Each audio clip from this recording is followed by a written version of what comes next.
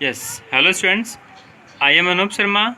Welcomes you on my YouTube channel Anup Chemistry Classes for 9th 10th. In 9th class की chemistry chapter third, chapter का name atoms and molecules. Atoms and molecules का lecture second जो हमने कल study किया था वो क्या था, law of conservation of mass. जो कल का टॉपिक था वो फर्स्ट लॉ था, that is law of conservation of mass. आज जो टॉपिक होगा वो सेकंड टॉपिक होगा अपने पास, law of constant proportion. Law of constant proportion, ये आज का टॉपिक होगा कि what is the law of constant proportion. This law is given by, this law is given by, ये लॉ दिया था, किसने दिया था? J.L. प्राउस्ट ने। J.L. Proust, J.L. प्राउस्ट ने दिया इन 1799 में। इस लॉ का जो फाउंडर था, डिस्कवर किया था जिसने, उसका नाम था J.L. Proust.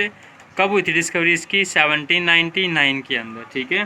Then according to this law, according to this law, इस लॉ के according a chemical compound is always made up of, a chemical compound is made up of, एक केमिकल कंपाउंड बना होता है of the same elements, of the same elements together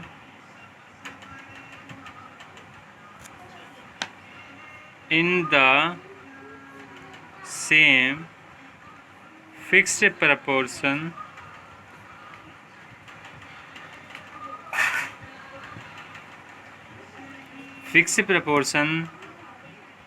by mass। According to this law, इस law के according, इस law की जो definition होगी वो होगी कि किसी भी केमिकल कंपाउंड के अंदर, एक chemical compound is made up of, एक केमिकल कंपाउंड बना होता है किससे? सेम एलिमेंट से। किसे? सेम एलिमेंट से आपस में जुड़ेंगे। और जो एलिमेंट्स के अंदर जो किसी कंपाउंड के अंदर जो एलिमेंट्स जुड़ेंगे, भाई कंपाउंड किससे बनेगा? एलिमेंट्स से। जो कंपाउंड्स के अंदर एलिमेंट्स जुड़ेंगे उनका रेशियो, किसका? Ratio fix proportion by mass होगा। मतलब उनके मास का जो रेशियो होगा वो फिक्स होगा। क्या मास का रेशियो फिक्स होगा? फॉर एग्जाम्पल दे रहा हूँ मैं। फॉर एग्जाम्पल देखिए ना, we take the example of water. Water का एग्जाम्पल निकालिए और इसके अंदर जो एलिमेंट्स जो पार्टिसिपेट कर रहे हैं, जो एलिमेंट्स इसके अंदर क्या कर रहे हैं? पार्टिसिपेट कर रहे हैं। वो एलिमेंट्स अपने पास हैं हाइड्रोजन एंड ऑक्सीजन। क्या है? Hydrogen and oxygen. अब इसके अंदर दो हाइड्रोजन और एक ऑक्सीजन मिलके क्या बना रहा है? वाटर बना रहा है, ठीक है। तो इसमें मैं रेशियो निकालूंगा मास का। क्या निकालूंगा? रेशियो निकालूंगा। तो हम रेशियो निकालते हैं कैसे? Total number of atoms, total number of atoms of each element multiply with atomic mass, multiply with atomic mass. ये हाइड्रोजन फर्स्ट एलिमेंट के लिए था। अब जब फर्स्ट एलिमेंट के लिए काम हो जाएगा तो उसके बाद क्या होगा? बीच में लगाएंगे प्लस का निशान, बीच में आएगा प्लस का निशान। फिर रिपीट करेंगे total number of atoms of second element multiply with atomic mass, multiply with atomic mass. तो कैसे निकालेंगे हम? Total number of atoms into atomic mass plus total number of atoms into atomic mass. ये निकालने का formula है। मुझे निकालना है रेशियो। क्या निकालना है? रेशियो। तो मैंने जो बीच में जो प्लस का निशान लगाया था उसको मैं चेंज कर दूंगा, किससे? रेशियो के साइन से। किससे? रेशियो के साइन से। तो क्या आएगा, total number of atoms in first element, hydrogen है फर्स्ट एलिमेंट, इसके एटम्स हैं 2, multiply with its atomic mass, hydrogen का एटॉमिक मास 1, रेशियो का सिंबल। ठीक है, दूसरा एलिमेंट कौन है, ऑक्सीजन। तो ऑक्सीजन के एलिमेंट्स कितने हैं, एटम्स कितने हैं 1, multiply with its atomic mass 16। ठीक है, तो क्या आ गया 2 × 1 2 रेशियो 16। सिंप्लीफाई करूँगा तो कितना आ गया 1:8, 1:8। अब अपने पास वाटर चाहे कैसा भी हो, वाटर कहीं का भी हो, अब now each water, now each water, अब पानी चाहे कहीं का भी हो, किसी मोटर का हो चाहे कहीं का भी हो, किसी भी गांव का हो, वो each water has mass ratio in hydrogen and oxygen is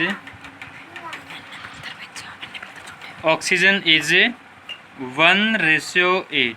कितना होगा 1:8 होगा।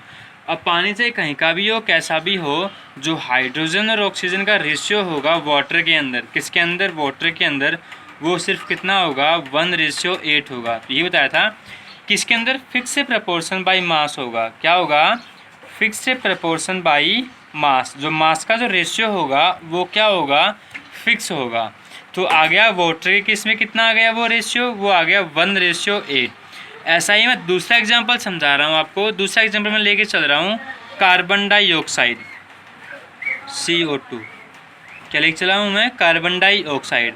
तो अगर मैं इसे डायरेक्टली निकालूँ तो total number of atoms of first element, तो फर्स्ट एलिमेंट कार्बन, दूसरा oxygen.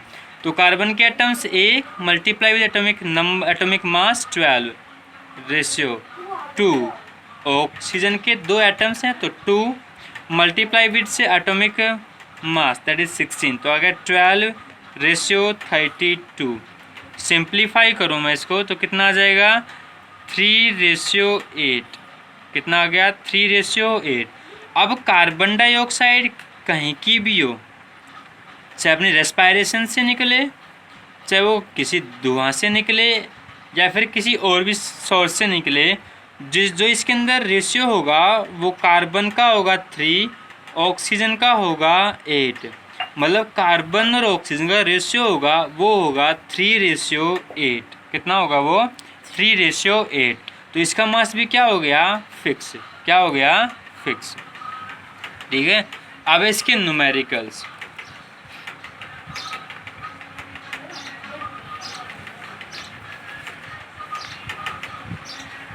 Numericals on law of constant proportion.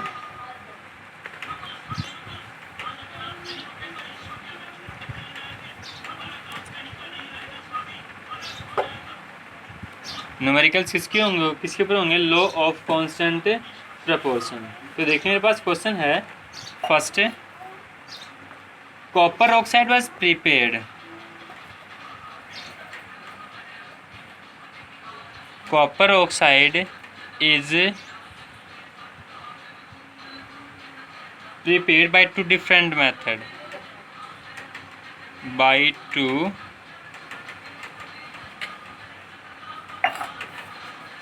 different method। जो कॉपर ऑक्साइड प्रिपेयर किया जाता है वो 2 अलग अलग मेथड्स में किया जाएगा। ठीक है, in first case, in one case, जो पहला केस होगा कौन सा होगा, जो पहला केस होगा उसके अंदर 1.75 gram of metal gave 2.19 gram of oxide. ठीक है, इन सेकंड केस, इन चल दूसरे केस में क्या होगा, सेकंड केस में मेरे पास आएगा, in second case 1.14 gram of 1.14 gram of metal gave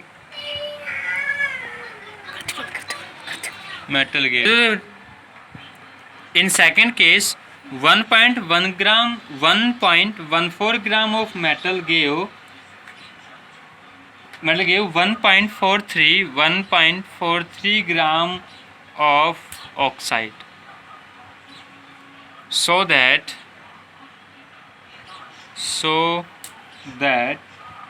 the given data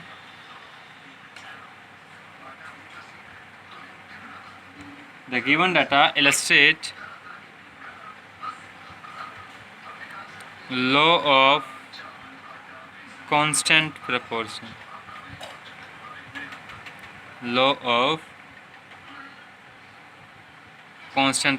question फिर पढ़िए कि बस कॉपर ऑक्साइड बनाने के कॉपर ऑक्साइड से कॉपर ऑक्साइड फॉर्मेशन करने के दो मेथड्स हैं, दो डिफरेंट मेथड्स हैं। ठीक है, पहला मेथड क्या होगा, पहले केस के अंदर 1.75 gram of metal gave 2.19 gram of oxide, मतलब 1.75 ग्राम क्या है मेटल और हमें क्या देगी 2.19 ग्राम ऑफ ऑक्साइड्स देगी। सेकंड केस में 1.14 ग्राम ऑफ मेटल कितनी देगी 1.43 gram of oxides, so that the given data illustrate. अभी जो गिवन डाटा अपने पास है क्या ये लॉ ऑफ कांस्टेंट प्रोपोर्शंस को सेटिस्फाई करेंगे या नहीं करेंगे। ठीक है, हमें ये बताना है। तो इसे सॉल्यूशन देखिए, सॉल्यूशन क्या होगा, mass of copper in case first case में पढ़ा रहे हैं, इन केस फर्स्ट। ठीक है, फर्स्ट केस के अंदर मास of copper, mass of Cu कितना है, मास ऑफ Cu 1.75 ग्राम। ये रहा मेटल कौन सी है, कॉपर, तो 1.75 ग्राम। ठीक है, now mass of copper oxide, mass of copper oxide कितना है 2.19 gram, 2.19 gram. Mass of metal 1.75 gram, mass of copper oxide 2.19 gram. ठीक है, percentage of copper in oxide, percentage of copper in oxide. अब oxide के अंदर मैं percentage निकालूंगा किसकी, कॉपर की, तो मास ऑफ कॉपर फार्मूला हो अपने पास, mass of copper upon mass of copper oxide, mass of copper oxide multiply with 100। Formula क्या होगा, percentage of copper in oxides के अंदर, तो mass of copper upon mass of copper oxide, जो total mass होगा सॉल्यूशन का, multiply with 100। ठीक है, अब मास ऑफ कॉपर कितना है मेरे पास, मास ऑफ कॉपर है मेरे पास 1.75 ग्राम, कितना है 1.75 ग्राम। ठीक है, upon mass of copper oxide 2.19 gram multiply with 100। Solve करना है, जैसे सॉल्व करोगे तो मेरे पास आएगा 79.9%। सॉल्व करके देख लेना। ठीक है, कितना आया 79.9%। ठीक है, तो इसके अंदर मैं निकालूं परसेंटेज ऑफ ऑक्सीजन, क्या निकालूं, परसेंटेज ऑफ ऑक्सीजन। अब परसेंटेज निकलती है मेरे पास 100 के ऊपर। ठीक है, अब मेरे पास कॉपर की आई मेरे पास इतनी, तो 100 माइनस 79.9। अब टोटल में से अगर मैं इसकी घटा दूं, कॉपर की परसेंटेज घटा दूं, तो किसकी बचेगी, ऑक्सीजन की। ये कितनी आ गई, ये मेरे पास 20.1 आ गई, 20.1%। ये किसकी आई, कॉपर के अंदर ऑक्सीजन की परसेंटेज आ गई 20.1%। जो ऑक्साइड्स की, जो कॉपर की थी वो थी 79.9%। अब कॉपर की आई 79.9%। मैंने निकाला था कि परसेंटेज ऑफ कॉपर, क्या निकाली थी मैंने, percentage of copper, percentage of copper in oxide. तो परसेंटेज ऑफ कॉपर निकाली कितनी है मेरे पास 79.9। अब परसेंटेज निकालती है 100 के ऊपर, तो 100 में से अगर मैं परसेंटेज ऑफ कॉपर निकाल दूँ तो किसकी बचेगी मेरे पास, परसेंटेज ऑफ ऑक्सीजन। ये आ गया फर्स्ट केस, क्या आ गया, case first. In the same way in case second, किसके अंदर, केस सेकंड के अंदर, in case second, in case second के अंदर मास ऑफ कॉपर, जो कॉपर का मास होगा, same way mass of copper कितना है, मास of copper mass of copper है मेरे पास 1.14 ग्राम। मास ऑफ कॉपर ऑक्साइड कितना आ गया 1.43 ग्राम। कितना है 1.43 ग्राम। अब हम निकालेंगे percentage of copper in oxide, वो निकालेंगे percentage of copper in oxides.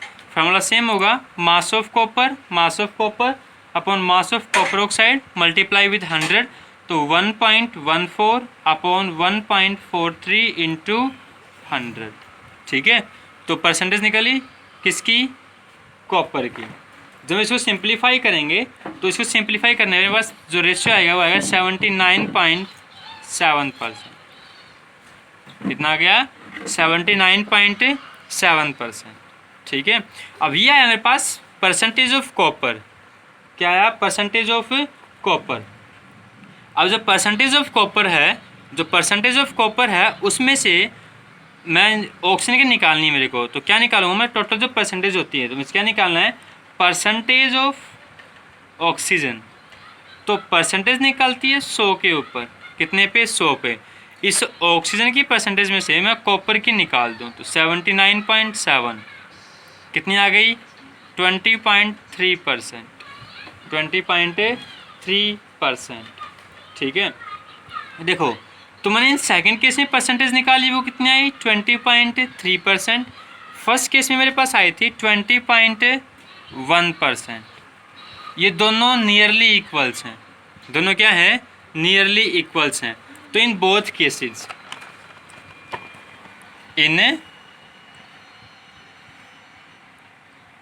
In both cases ratio is nearly same. अब ये नियरली सेम हो गए, that's why this data follow law of constant proportion. जो दोनों का रेशियो आया था मेरे पास, जो दोनों क्या था रेशियो आया था, वो दोनों से सेम था। इसका 20.3%, ऊपर का 20.1%, तो नियरली इक्वल्स हैं। 0.2 का डिफरेंस है, ज़्यादा डिफरेंस नहीं है, केमिस्ट्री में नेग्लिजिबल हो जाता है ये। तो ये पॉइंट डिफरेंस क्या है, लगभग मोस्टली इक्वल है। तो इसको क्या करेंगे, दोनों इक्वल आ गए, दोनों में रेशियो क्या आ गए फिक्स हैं। दोनों रेशियो दोनों से सेम आए या फिक्स आए तो वो डाटा क्या करेंगे लॉ ऑफ कांस्टेंट प्रपोर्शन को सेटिस्फाई करेंगे। ठीक है, this is the law of constant proportions with numericals. अगर आपको अभी कोई प्रॉब्लम्स है तो कमेंट बॉक्स में अपनी जो प्रॉब्लम्स थी वो कमेंट बॉक्स में दें और चैनल को सब्सक्राइब करें for more updates. Okay, thank you.